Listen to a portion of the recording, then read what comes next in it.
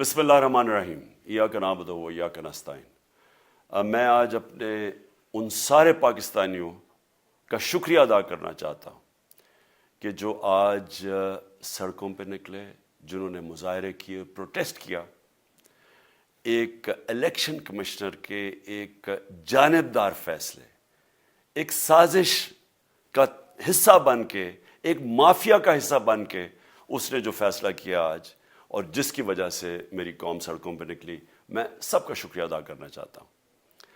پہلے تو میں اپنی قوم کے سامنے یہ رکھنا چاہتا ہوں یہ کیا فیصلہ ہے، یعنی یہ توشہ خانہ کیا چیز ہے؟ توشہ خانہ وہ ہے کہ جب ملک کا پرائم منسٹر، اس کے وزیر، اس کے آرمی چیف، ان کو جب پریزنٹس ملتے ہیں، جب وہ اقتدار میں ہوتے ہیں، تو جب ان کو تحفے ملتے ہیں، تو یہ جو سارے تحفے ہیں یہ جاتے ہیں توشہ خانہ کے اندر۔ ایک پورا ریکارڈ ادھر قائم کیا جاتا ہے۔ اس توشہ خانہ سے ایک قانون کے تحت آپ فیصلہ کر سکتے ہیں کہ میں ایک آدھی قیمت، ہمارے دور میں آدھی قیمت ہم دے کے ہم وہ خرید سکتے ہیں وہاں سے۔ سارا ریکارڈ اس کا ہے پڑا ہوا توشہ خانہ میں۔ تو یہ جو کیس اس نے کیا ہے، یہ جو کیس کے اوپر فیصلہ دیا ہے، میں آپ ساری قوم کے سامنے اب یہ کہنا چاہتا ہوں کہ جب بھی، اور انشاءاللہ ہم اب جا رہے ہیں عدالت میں آج سب کے سامنے کہنا چاہتا ہوں کہ یہ عدالت کے اندر کیس جائے گا اور اس میں ایک چیز غیر قانونی نہیں نکلے گی، کیونکہ سارا ریکارڈ اویلیبل ہے۔ اور جنہوں نے قانون توڑا ہے، توشہ خانہ کا قانون کس نے توڑا ہے؟ آصف زرداری نے اور نواز شریف نے۔ کیسے توڑا ہے؟ انہوں نے 4 مہنگی گاڑیاں اس توشہ خانہ سے نکالی ہیں۔ قانون یہ کہتا ہے کہ آپ گاڑیاں نہیں نکال سکتے، مجھے بھی ملی تھی۔ تو ان کے کیس تو سنے نہیں، ان کے 10 سال سے کیس پڑے ہوئے جو انہوں نے یہ گاڑیاں غیر قانونی طور پہ نکالی تھی۔ اور وہ جو کہ سارے میرے وکیل نے آج قوم کے سامنے بتایا کہ سارا ریکارڈ اویلیبل ہے، اس کے اوپر اس نے یہ فیصلہ کیا۔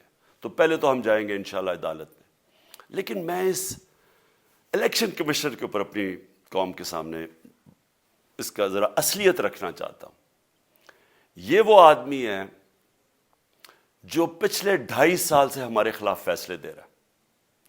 8 یا 9 دفعہ اس نے ہمارے خلاف فیصلہ دیا، ہم عدالت میں گئے اور عدالت نے اس کے فیصلے اوور ٹرن کر کے ہمارے حق میں فیصلے دیے، کیونکہ اس کے جو فیصلے تھے وہ غیر جانبدار نہیں تھے۔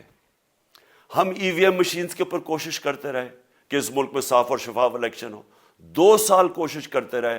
اس الیکشن کمیشن نے پیپلز پارٹی اور نون لیگ کے ساتھ مل کے وہ نہیں ہونے دیا۔ ہم نے عدالت میں گئے کہ جو سینٹ کے اندر پیسہ چلتا ہے، سینٹ کے الیکشنز کے اندر، کہ وہ ووٹ ویریفائبل ہونی چاہیے، یعنی لوگوں کو پتہ ہونا چاہیے کہ آپ کے ایم پی کدھر ووٹ ڈال رہے ہیں۔ ہم سپریم کورٹ میں گئے، سپریم کورٹ میں اجازت دے دی کہ ووٹ ویریفائبل ہونی چاہیے، اس نے روک دی۔ اس کے بعد یوسف رضا گیلانی کا بیٹا پیسے دیتے ہوئے پکڑا گیا ووٹ خریدتے ہوئے، اس نے کوئی ایکشن نہیں لیا۔ یہ اس نے جب ہمارا یہ ابھی جو آڈیو لیکس ہوئی ہے، اس کے اندر کیا چیز آئی ہے سامنے؟ آڈیو لیکس میں یہ سامنے آئی کہ نون لیگ کے ساتھ بیٹھ کے یہ فیصلے کر رہا تھا کہ کون سے حلقے ہمارے کمزور ہیں اور کدھر پی ڈی ایم کی ووٹ جو تھی ہمارے حلقوں سے دگنی تھی۔ اس نے ان کے ساتھ بیٹھ کے فیصلے کیے۔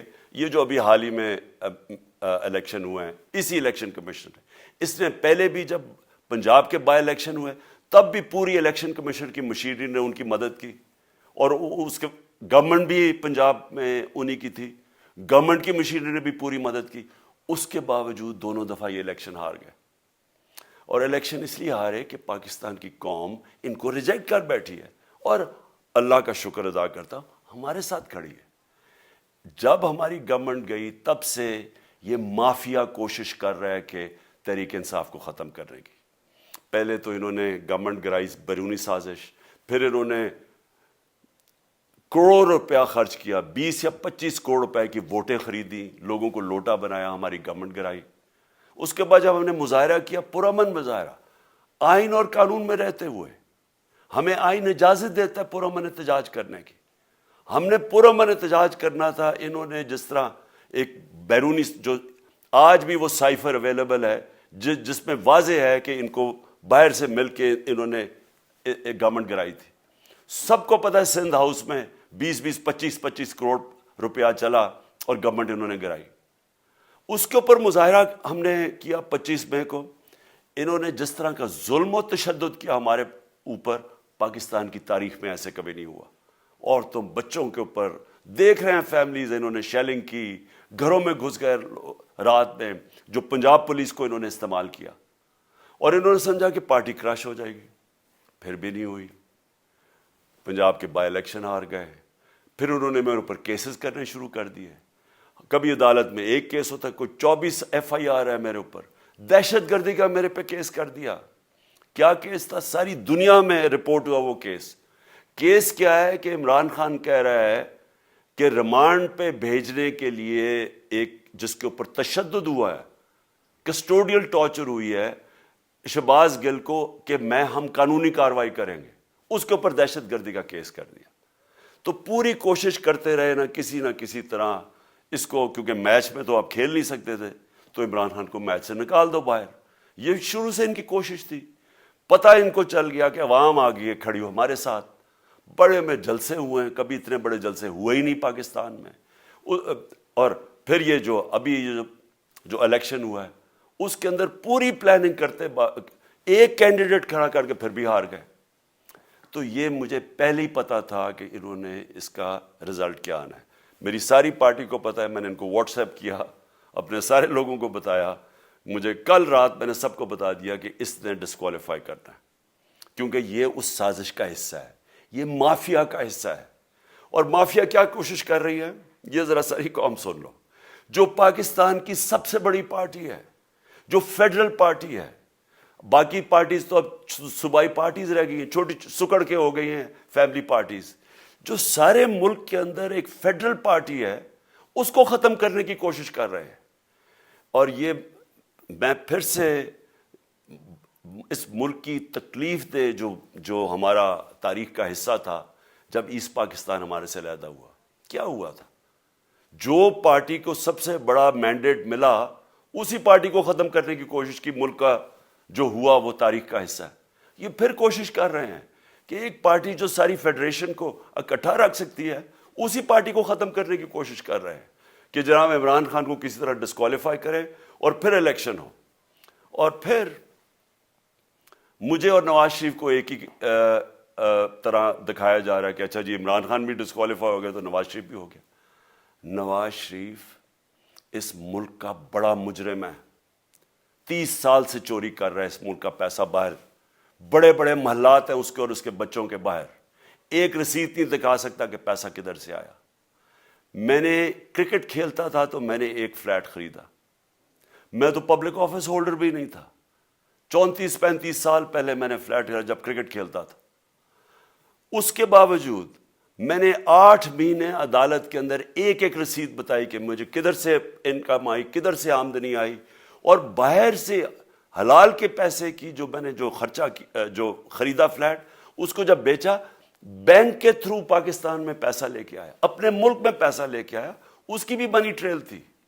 عدالت نے مجھے صادق اور امین کا, اور مجھے مقابلہ اس آدمی سے کر رہے ہیں جو اربوں روپے کی پراپرٹیز لے کے بیٹھا ہوا ہے. کبھی کوئی جھوٹ بولتا ہے کہ جی مجھے قطری کھاد کے جی قطری نے پیسے دے دیے, کبھی وہ کہتا ہے یہ ہیں وہ ذرائع, وہ فیل ہو جاتا ہے. وہ بیٹی کہتی ہے میرے لندن تو چھوڑو پاکستان میں کوئی پراپرٹی نہیں ہے, اور پھر پراپرٹی نکلا. یعنی جو بتا ہی نہیں سکتے کہ اس ملک سے باہر اربوں روپے کی پراپرٹیز ہے, اور اس کو اور میرے ساتھ کر رہے ہیں کہ جی آپ دونوں ڈسکوالیفائی ہو گئے. اور جو سب سے شرمناک چیز کیا ہے کہ جس آدمی کی ساری پراپرٹی سب پاکستان سب ڈکلیئرڈ اپنے نام پہ, اس کو ڈسکوالیفائی کر رہے ہیں, اور یعنی میچ سے باہر رکھنے کی کوشش کر رہے ہیں. اور کن کو اس ملک میں بچایا جا رہا ہے؟ اس ملک کے بڑے بڑے مجرم جن کے اوپر اربوں روپے کے کیسز ہیں, وہ آ کے پہلے تو ان کو سازش کے تحت ملک پہ بٹھایا جاتا ہے, پھر وہ قانون اسمبلی میں بیٹھ کے نیب کا قانون چینج کرتے ہیں اور 1100 ارب روپے اپنا معاف کروا لیتے ہیں. قوم جب نیچے پسی ہوئی ہے آج مہنگائی میں، بے روزگاری میں، 6 مہینے میں انہوں نے ملک کدھر سے کدھر پہنچا دیا ہے. آج دنیا کہہ رہی ہے کہ پاکستان قرضے نہیں اپنے واپس کر سکتا، ہمارے بانڈز کریش کر گئے ہیں، ہماری انڈسٹری نیچے جا رہی ہے، ہمارا فورن جو پاکستان میں ڈالرز آنے تھے ایکسپورٹس بھی نیچے جا رہی ہیں، ریمیٹنس بھی نیچے جا رہی ہے، ملک کی دولت کم ہو رہی ہے، گروتھ ریٹ نیچے چلی گئی ہے، کسان علیحدہ سڑکوں پہ نکلے ہوئے ہیں، ٹیکسٹائل انڈسٹری وہ 20% بند ہو گئی ہے. 6 مہینے میں وہ پاکستان کو یہاں لے کے آئے ہیں اور اپنے صرف پیسے بچا رہے ہیں، صرف آ کے اپنی چوری بچا رہے ہیں. اور جو آدمی 26 سال سے سٹرگل کر رہے ہیں اس ملک میں، قانون کی بالادستی ہو، انصاف ہو، احتساب ہو، اس کے اوپر کیسز کر رہے ہیں اس طرح کے، صرف اور صرف میرا منہ بند کرنے کے لیے. میں آج اپنی ساری قوم کے سامنے یہ آپ سب کے سامنے یہ وعدہ کرتا ہوں کہ میری جتنی بھی زندگی ہے وہ ان چوروں کا مقابلہ کرنے کے لیے. میں اس کو سیاست نہیں سمجھتا، میں اس کو جہاد سمجھتا ہوں.